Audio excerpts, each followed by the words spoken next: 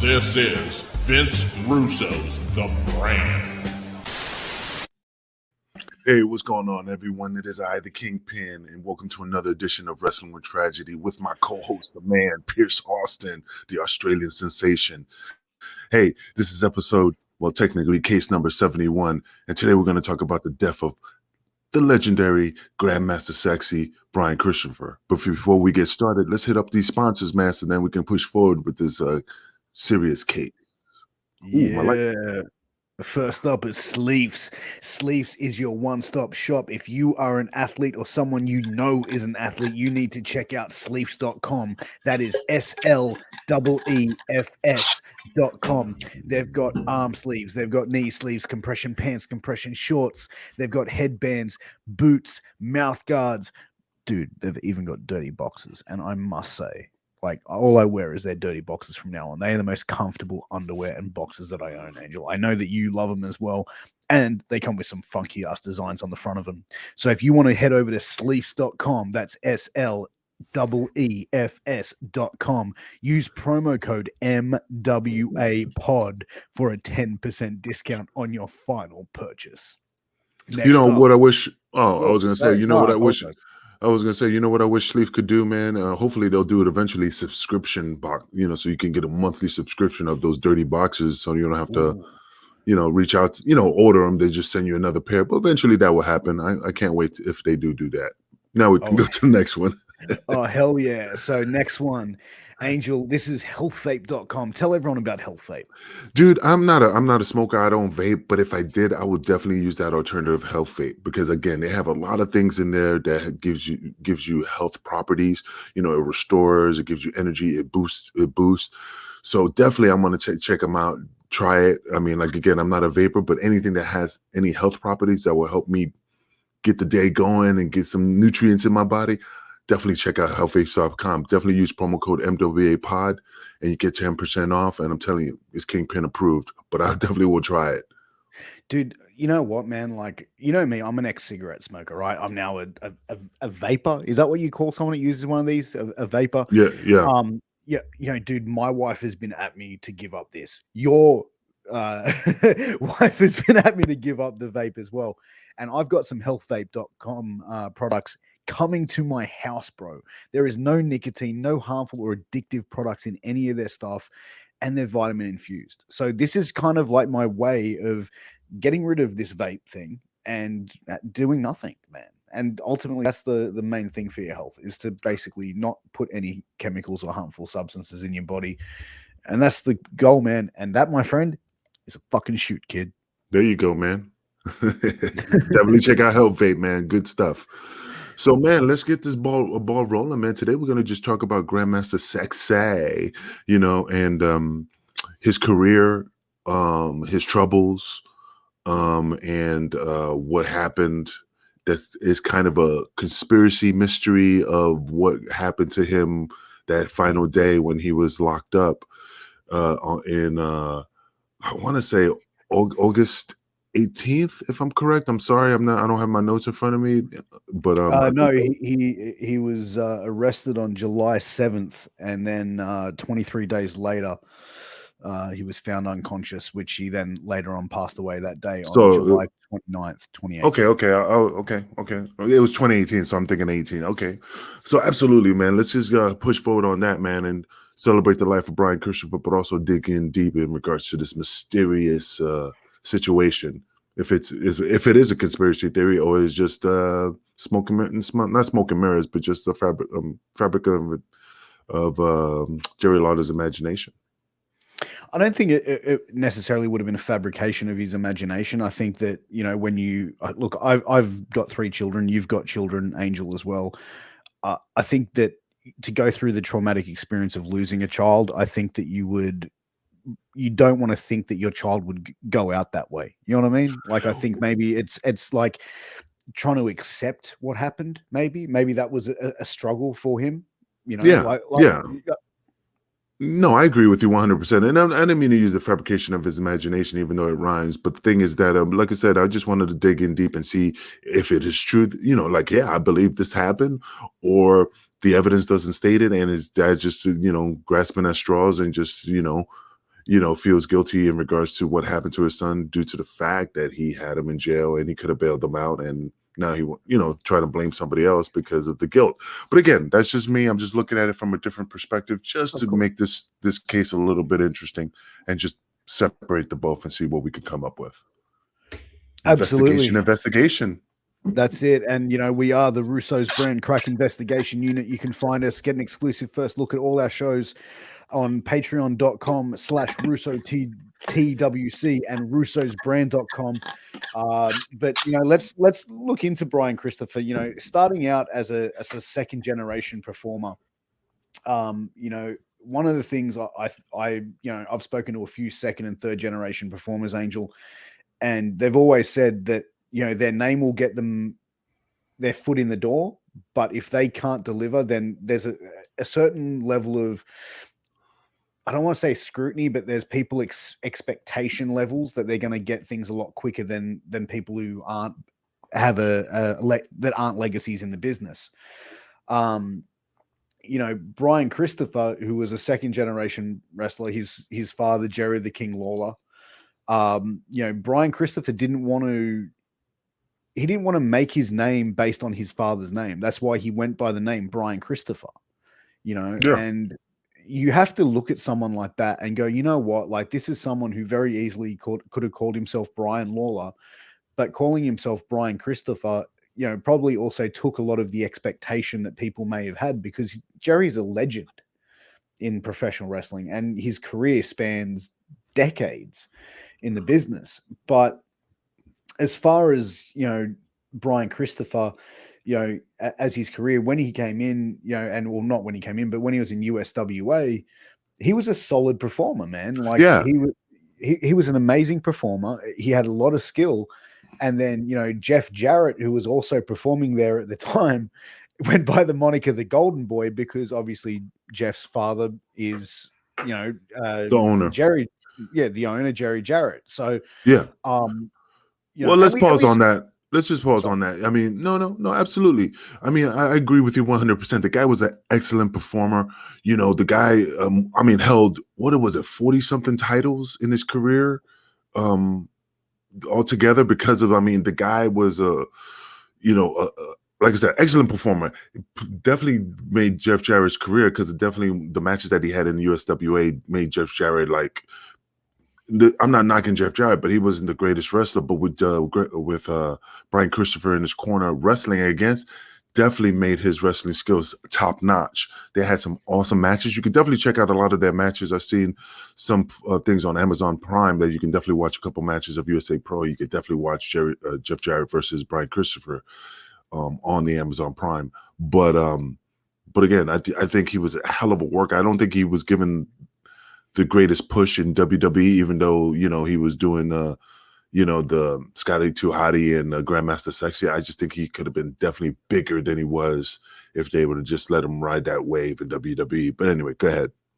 But, he came into WWF and, he was pretty much like from USWA going in there. And one of the things that I heard while I was investigating this was that Vince and the WWF didn't really look at him as a guy that could hang with a Shawn Michaels, a Bret Hart, or an Undertaker, the top guys at that time. But my first memory of seeing Brian Christopher was when he was teamed with Scotty Taylor as Too Much. You know what I mean? And they came out and they had that, they were heels, those really annoying laughs and how they strutted and walking to the ring, like that really over the top character. Yeah. But that to me was like, I've always been really loved heels in wrestling. I've always been drawn to it. I like the way that it's, a good heel can perform and sort of get that feeling from an audience. And I definitely think that he could do that, as a performer, as a showman. I think Brian Christopher, was amazing. Nothing short of that. But, he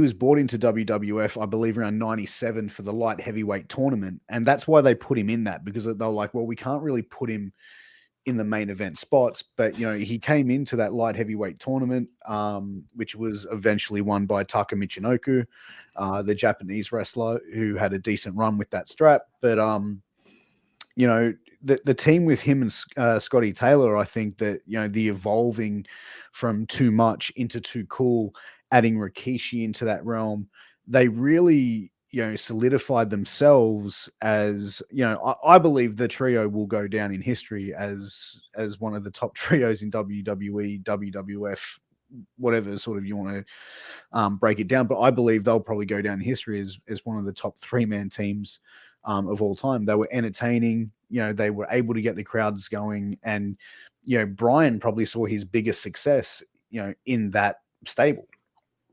Well, you know what's funny though? I mean, yeah, that stable was an awesome stable, but you also got to think about back in the days when he was in USWA, that he was also tag teaming. I forgot the gentleman's name, but they were also known as the New Kids. They used to come out to the song "Hanging Tough," and they were over. They were over. So he did have that ability to get the fans on his side.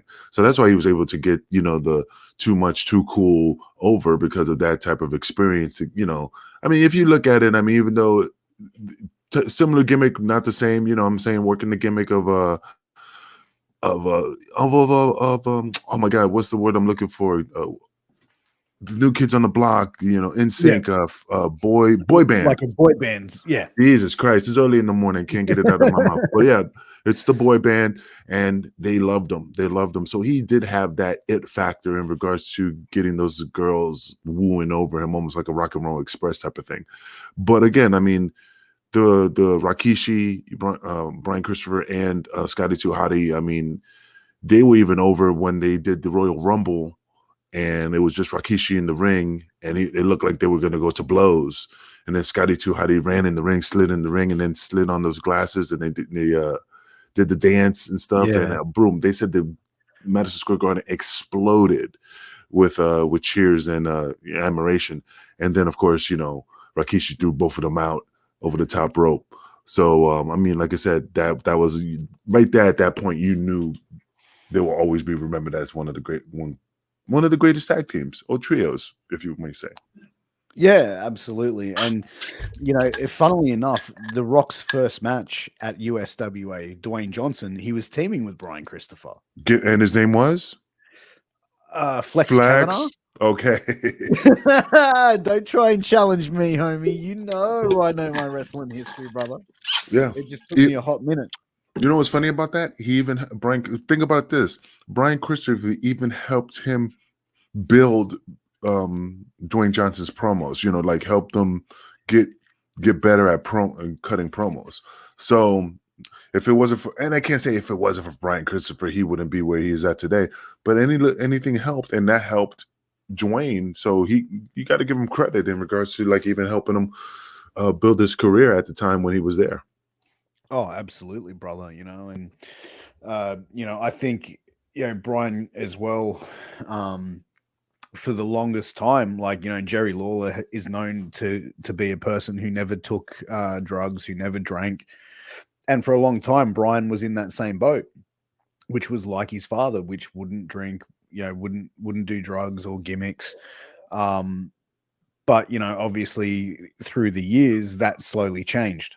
But you know what's funny about that, man? I mean, like, I don't have an addictive personality. I mean, I could drink, but I could leave it.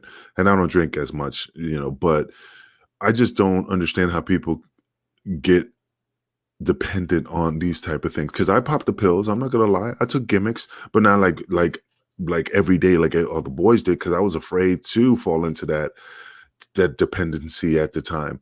I drank, but again, I never ever had that feeling of like I have to have a drink, you know. And I'm not saying Brian Christopher or anybody who does it has weak, they don't have the willpower to, you know, get off it. It's just I just don't have that mentality to stay.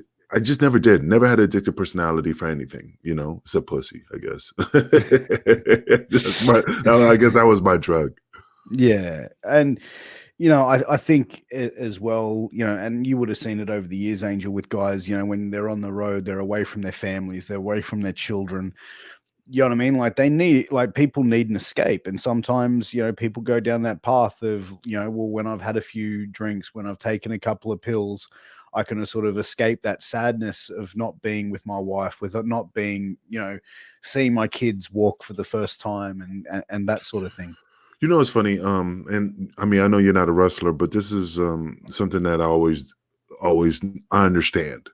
When you like right now, I'm in my house, and I'm just Angel Medina, just a regular guy.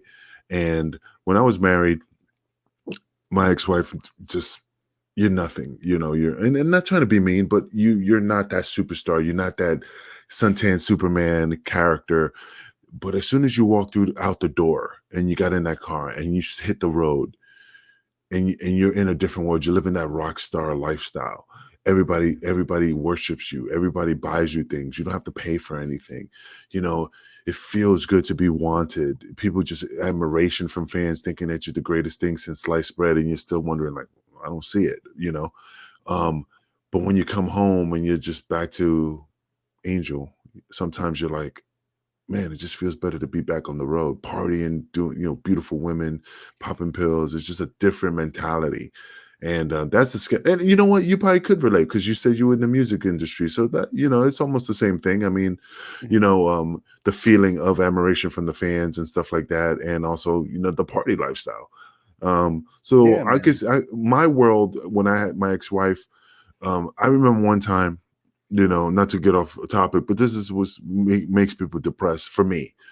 I remember one time, like I was in a, downstate in my career, and I said, why do you treat me like this? I used to be somebody. I used to be, I used to travel the world. I used to be. She goes, you're right. Used to be famous. Used to be. Wow. So and that hit me, man. And I was like, wow, man, she really knocked me down. And I felt in a mad state of depression. So yeah, if I wanted to, I could have been popping pills and drinking to numb the pain because I didn't have that support at home because I used to be in the ECW and I used to be one of the top tag teams at the time. But now I'm just trying to get a job and trying to survive. And sometimes that's something that I would have been like, yeah, man, I need to numb this. It's humbling. It'd be Yeah. humbling in a lot of ways, right? But again, I didn't let it defeat me. But anyway, that's just not going off sidetrack. But I could see why people get on dependent on stuff just to get away from things and escape. Yeah. So let's look at the actual tragedy here, because there's a lot of meat on the bones here that I think that we need to cover.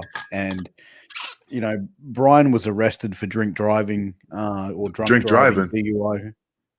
Mm-hmm. He was arrested for he was pulled over. I know, but we call it different here. Oh, okay. You said DUI, drink driving. Drunk driving, whatever you want to drunk call it. driving, but I was like, drink driving. I never heard that one. And he was also evading arrest. Police spotted him speeding on July 7th. They tried to pull him over. He refused to stop. When he did, the arresting police officers said that he reeked of alcohol. I think they found an open container as well in the front seat in the console. Yeah. So 23 days later, he was found unconscious in a cell, in his prison cell. The police performed CPR before rushing him to the hospital, where he later passed.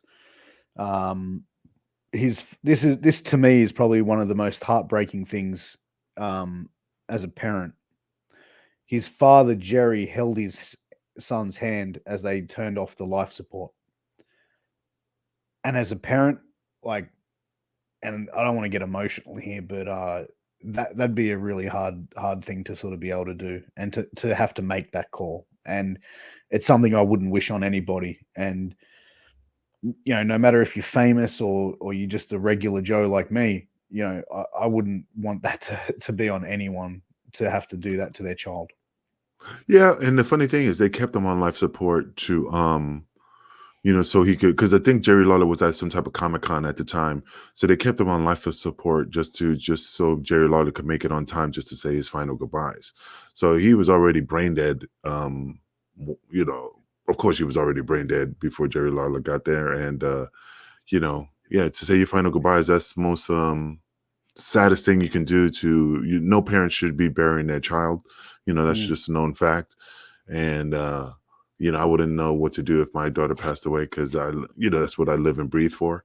But that's just part of it's just hard. That's a hard situation. But he had a lot of demons, man. This kid was like in a lot of scuffles. He needed help, and people did try to help him. Yeah. And one of the things that I want to throw out there, because Brian was kept in solitary confinement, despite supposedly, allegedly. No, he was kept in solitary confinement. That's fact. Before he passed away. Yes. So despite the charges being relatively minor. But how was he? And I'm just asking because I did read some stories that he was with some inmates playing cards. So how was he inside the confinement and he was playing cards with an inmate? I had it down that he was in solitary confinement. And no, it's fine. But I found some interviews and stuff like that they had some witnesses that were as well, because Jerry Lawler got reached out by certain like inmates and stuff that were incarcerated with him, and they said he was hanging out with some of the inmates as well, and he also got in a fight with an inmate at the facility, and Brian Christopher spoke to his dad, trying to find, his dad was like, hey, what was going on?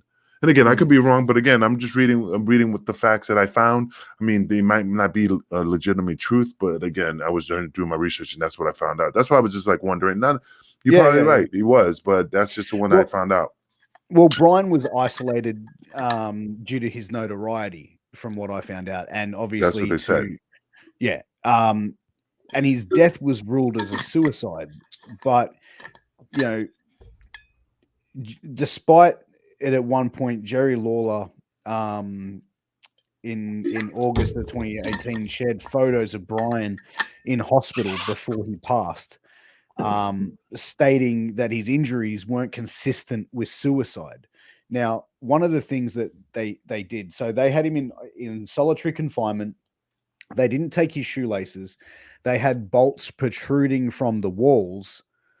Now, the where he was, the Hardman County Sheriff's, I believe they didn't do their due diligence from here, looking at the facts that I found. And I'm going to explain why, and I want to get your feedback on this. Mm-hmm. Brian was someone who had attempted self-harm before, who went through severe depression, yet they didn't find it to be a suicidal risk. They didn't find him to be a high risk for self-harm. I just don't think that they did their consistency of looking into this. And really, they just thought, oh yeah, we'll put him in there. I think that it comes down to negligence, of obviously not taking your shoelaces, having the protruding bolt. Obviously it's hard. You can't really get someone to go in there and weld off, protruding bolts or whatever that are in the walls, but they could have done due diligence and taken his shoelaces.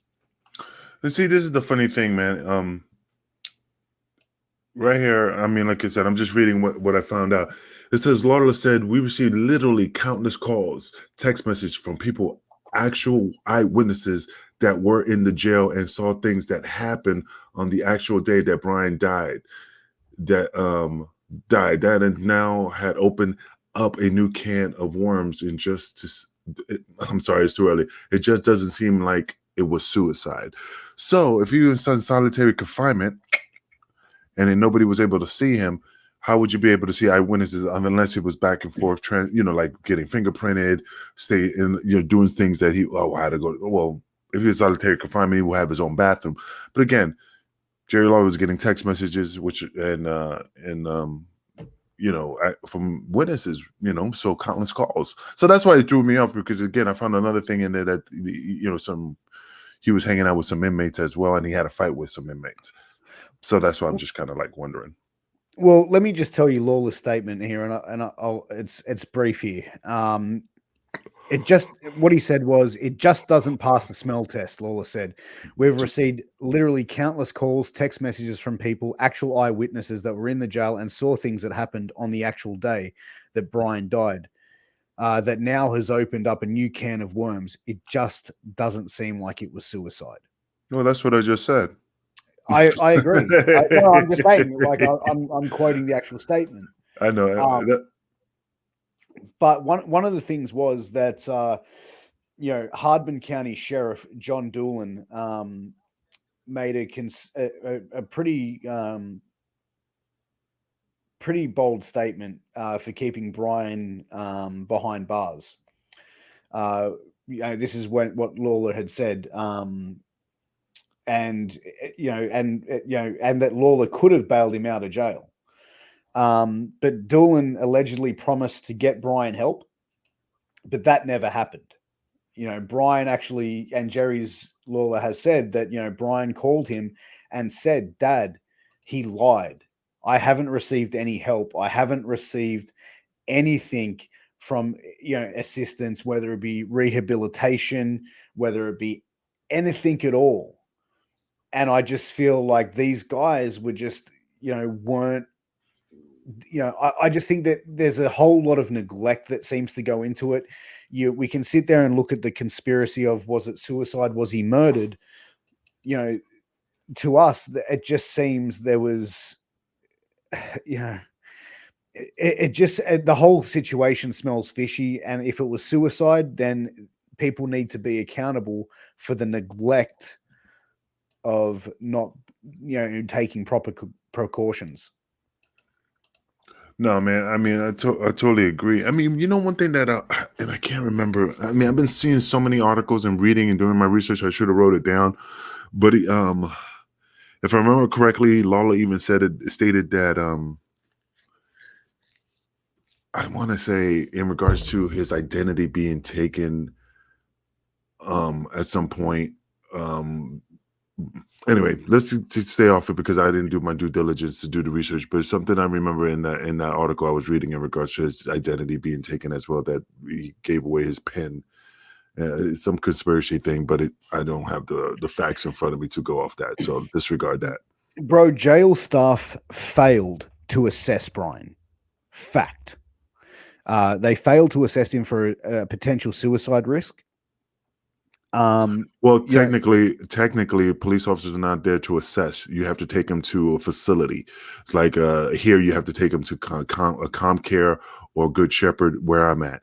So if you feel that he's a risk of suicide, but he has to state that he's going to harm himself. So yeah, they didn't. If they did their due diligence and asked him, "Hey, do you feel like you want to harm yourself? Do you feel suicidal?" If he states yes, then you have to get, then you take him to a facility to get diagnosed or evaluated. Then they make the determination, and then they say, "Hey, we need to have a watch on him." So they can't make that determination because they're not medical, they're not doctors or therapists or psychologists. Okay, but let me put it to you like this. They knew he was diagnosed with major depression. They knew he had a history of drug and alcohol abuse. They knew They knew that he had made past suicide attempts, and had a new head injury. Then he later allegedly hung himself. Okay. The attorney for the Lawler family said that Brian cried for help multiple times on July 28th, 2018, but his cries were ignored. And when a staff member taking out the trash at the facility checked on him, that's when everything sort of came to light. The guards didn't have a knife. The guards had to use children's scissors, allegedly, to cut him down. Okay, so let's just go with this. And again, I'm not arguing. I'm just thinking as a cop. No. I'm just going as a cop. So, all right. So from my experience, and again, every state is different. Every country is different how to handle these situations. But I'm just going off from what I know from my experience. When you say cry for help, what was stated? What like when you, I need, like if he's crying for help, like I got to get myself right. I need help. I need to get myself clean. I can't continue doing this. That's not a suicidal statement. Yeah, he's crying for help, but he's not saying, "Oh, I'm going to hurt myself." You have to state that you're going to hurt yourself, even if you have past history of suicide. You go, "Are you going to? Are you? Do you have any thoughts of harming yourself?" No. Mm. Do you feel suicidal? No. Okay, these are the things you document in your report. But if people know, people know those are the questions I will ask. So my thought is, what was his cry for help? If he was stating those facts, absolutely, you take him to the facility to get diagnosed, and you have suicide watch on him to make sure that no harm comes to him until he is in front of what you call a magistrate, or magistrate in your Yeah, world. we Yeah, call and we call it magistrate. and we call it a judge here. Then you're protecting him because that is your due diligence as a law enforcement officer to protect and serve the public. But if he doesn't state that here, then in your report will say, yeah, I did ask these appropriate questions due to the fact that Brian Christopher is known for past suicide attempts. We did ask the appropriate questions in regards that if he was in his mind state to commit harm to himself or others. He stated no. So that's how I write in my report, just to make sure my ass is covered. But let And me put it to you like this, Angel, and let me ask you this. This officer, John Doolan from the Hardman County Sheriff's Department, Mhm. the information I found, Jerry said that he walked in and said, "Hello, Brian. I'm such and such. I was there at the arrest for you. Do you remember me?" And Brian said yes. And he said, "Listen, because Jerry was allegedly prepared to bail him out that day." And they said, "No, if you bail him out, I can't guarantee you I can get him help. If he's in here, I can get him the help that he needs." So why would this officer make promises of getting Brian help and then not deliver? But again, what help was he reaching? Again, I don't give two shits about this officer. Again, I'm just thinking the cop mindset. What what help was he offering? Yeah, I'll get you information to the AA meeting. I get you information to a drug facility help program to see what we can help you with to get you off your addiction. It just depends what was said. Yeah, because there's many ways he could have helped that we don't understand. When we look at it like you say, like, yeah, he asked for help. Then you go, man, if he asked for help, why didn't they put him inside, protected him from suicide?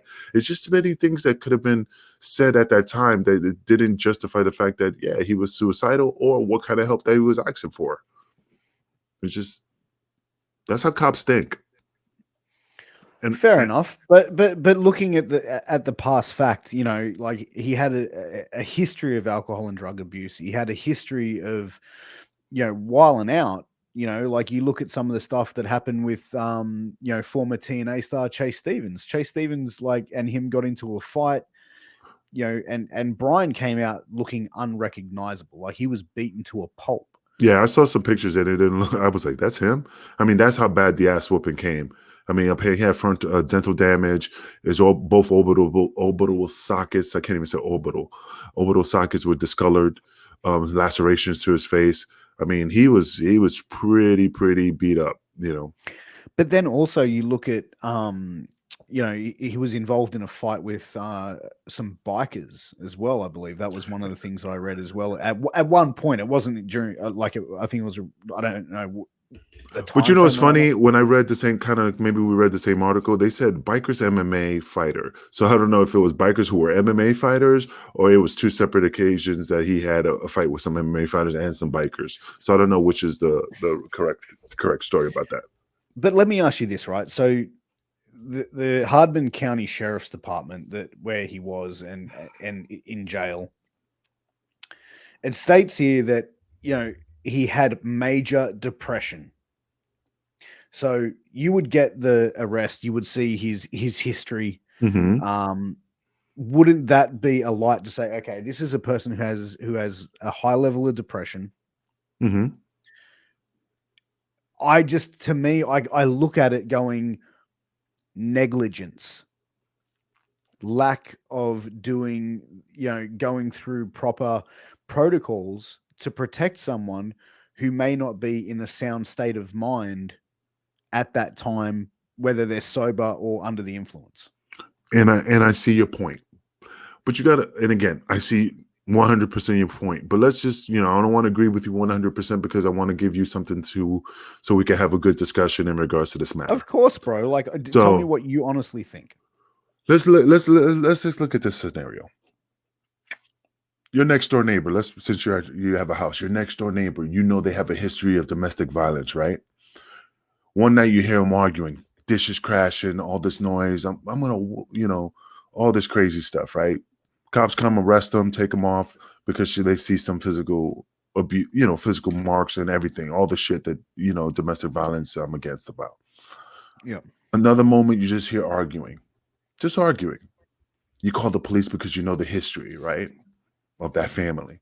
So you call the police, and the police know this family. They know, they have been multiple calls to that residence in regards to domestic violence. Officers show up and says, "Hey, what's going on?" Yeah, we were arguing, and but they don't see nothing physical, nothing, no dishes. They were just arguing, and they know that the fact that there was prior history. Let's say months, maybe years of that type of shit. He's been arrested multiple times. So of course, an officer does the due diligence, knows the history, and says, doesn't see any physical damage or nothing, and he says, "Ma'am, are you okay? Do you feel safe? Maybe you should go and stay with somebody else," because that's what I would do. That's the normal procedure. "No, everything's fine. We're just having a verbal argument. Sorry to disturb you. It didn't mean anything. It was just sorry we disturbed the neighbors." "Ma'am, are you sure?" You separate both parties. You're questioning them. You even talk to the kids.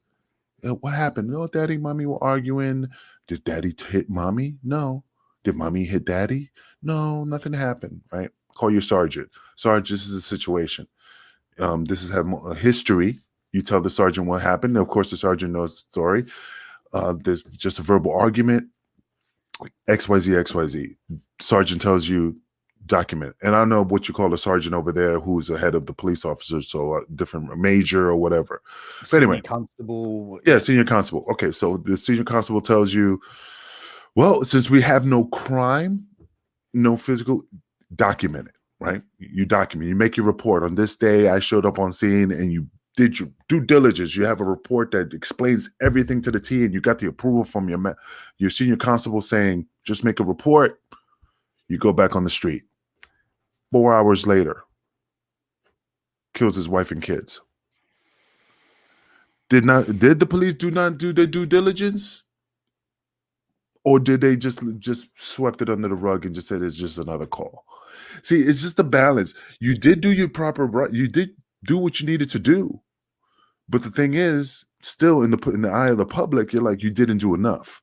So in the Brian Christopher situation, in my eyes, I'm not a doctor. I don't have a PhD in psychology to understand the sickness of the individual, but I know the history. So you ask those appropriate questions to justify, like, let me, he needs help, but I have to have those words so I could take him to get help.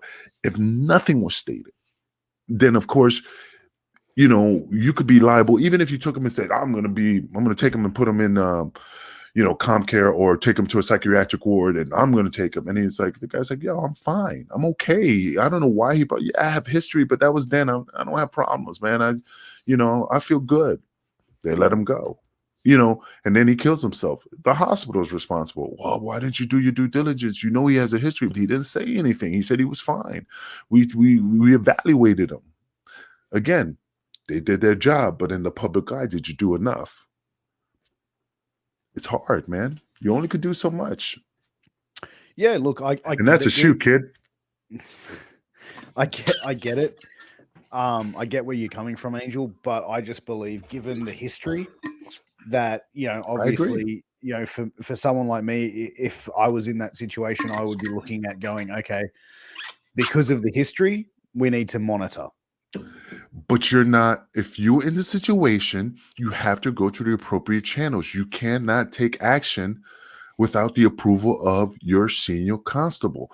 Just because what you feel, what you have to do are two separate entities. If you feel that this is the right thing to do, and you tell your fucking senior magistrate, yo, this guy needs fucking help, and your senior magistrate tells you, no, make a report, push forward. If you deviate from that, you'll be held reprimanded. And I know you say, oh, I don't give a fuck, whatever, but still, in your mindset at that moment, you're following orders because that is your job. It's a paramilitary mindset. And if your sergeant or whoever above them tells you do XYZ, you follow XYZ and you notate that you got that so you won't get your ass hanging in a fucking hanging off a tree because of your senior magistrate telling you what to do. You're just following orders. So I'm just saying, I don't know what this motherfucker did. And again, I'm just looking at it. I know what you're saying, but you have to do your job and follow the proper protocol per your senior master and policy. So let me ask you this. So his death, they're saying that, the family has now come to terms that it was a suicide, but they're saying that the photos and the photos, the evidence do not match that of suicide. Well, yeah, absolutely. Because when I saw the photos, it does draw a light. It's like the factor. Because have you seen photos of people who hung themselves like like the Robert Williams and it leaves. I haven't. I've seen it. It leaves the ligature marker going across unless something like this, this part right here. I'm not saying he did, but I'm just saying unless something's blocking it, right? Like a shirt, right? But of course, right here you have the marks, but this is blocking it. Then I could see that empty space because something is, or like Jerry Law said, this is the size of a hand trying to stop from being choked, and it was the width. Yeah, I'll still be like, that don't look right, because of course, if you hang yourself with nothing around you, then you're gonna have this full ring around the neck, and that's the way it will stop right here. So again, I see his point, because I'll be questioning, like, this doesn't make sense. This doesn't add up. Why is this space there? Of course, he has other things that to justify it, but yeah, I could see his concern.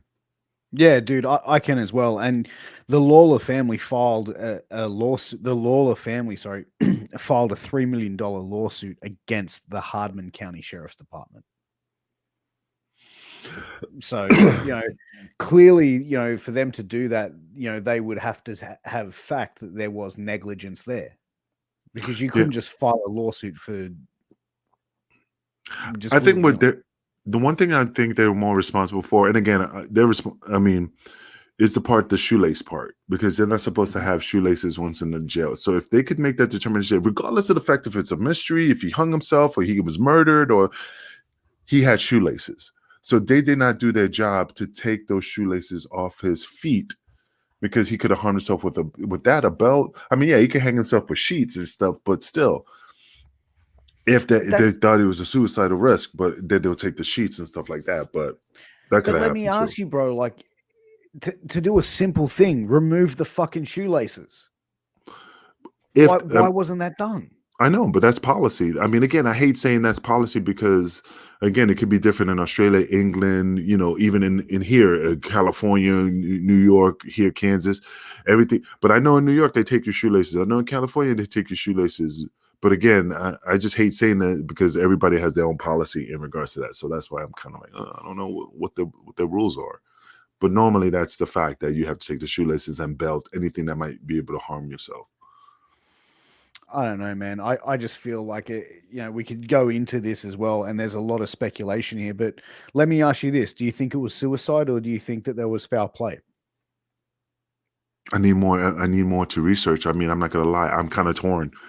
Jerry Lawler knows his kid better than anybody, and he says if his son didn't commit suicide, then that's, I have to give him the benefit of the doubt. But if I'm separating myself from a father figure, father mentality, and looking at it from law enforcement perspective, the evidence, as far as I can see, it does look suspicious in regards to the space of the marks on his neck. But there's nothing else that I can go off to say as far as the other stories. I just think it could fall into suicide. But again, I'm just torn in between both, because there's just a little bit of holes in there that I can't say. So I'm torn. So I can't say. So my final thoughts is I can't say if it was suicide or some conspiracy theory that he was murdered. So I just got to say, I don't know. Your thoughts? My thoughts were a young man died. You know, it's a tragic thing, whether, you know, the conspiracy that his life was taken or he took his own life. Regardless of the fact, I stand by what I've said throughout this episode, that I believe that the county sheriff, who gave an empty promise of giving him help, didn't deliver on that. You know, even if he couldn't give help, he should have been communicated that and said, "Hey, listen, this is what I'm doing. I'm trying to, you know, go back to him and say, hey, look, I'm trying. I'm coming up with this roadblock, but don't worry, I'm still working on it. I'm trying to get you help." The fact of not taking the shoelaces, to be honest, man, like it comes down as negligence. You know, this was a person who had some mental health issues, who was someone that was struggling, had been arrested multiple times, you know, and as a father, and just as Jerry is a father, to have his son and the Lawler family to lose a son, a brother, you know, a cousin, a friend, you know, whatever Brian was to these people, is a massive tragedy. And, you know, my heart goes out to the Lawler family, because I believe that this was, you know, one of the darkest things. And, you know, the world lost someone, you know, where whether you like Brian or you didn't like Brian, the world has lost a human being, a phenomenal performer, and for someone who had struggles. And you know, I know we're at that mark, but real quick, I just remembered they also the video cameras, they weren't working that night. That's another thing that was an issue. But again, we can continue with a second part of the situation and talk about it a little bit more. But again, fans, I'm so sorry. You know, we're out of time, so maybe we'll come address this one more time in another episode of Wrestling with Tragedy. And let's get those sponsors up so we can just get out of here. Right off in the sunset. Yeah. First up is sleeves.com. That's SLEEFS.com. Sleeves. If you're an athlete or someone you know is an athlete, you need to check out sleeves.com. They've got armbands, compression pants, compression shorts, arm sleeves, knee sleeves, headbands, mouth guards, boots. They've even got those dirty boxes that I love so much. So, guys, go and check out sleeves.com. That's SLEEFS.com, and use promo code at checkout MWA Pod to get a 10% discount. JEAAR. Jared. Anyway, guys, if you definitely want to get your health on, man, and you definitely live in a lifestyle, you know, living the healthy lifestyle, and you don't want to vape, but definitely something you want to do, you know, like you want to vape and get some health properties, definitely check out healthvape.com. It definitely gives you a lot of good things like energy, boost, restore, you know. Definitely check out my healthfaith.com. It's a good product. I mean, I can't say I haven't tried it yet. Piers is going to get some products in, but I see some benefits in taking that. So definitely use MWA Pod for a 10% discount. And you know, tell them Kingpin sent you. I can't say Kingpin approved, but until I try it. So all right, brother, until next week. You know, we're going to be doing episode 72, and then we're going to be addressing the issue of the Rob Van Dam and Sabu smoking the sticky icky, brother. So, guys, don't miss out on that episode. It is I, the Kingpin, King of the Streets, and my man, the Australian sensation, Piers Austin. The one who's sweeping the nation. Catch you next week, guys. Peace out. out.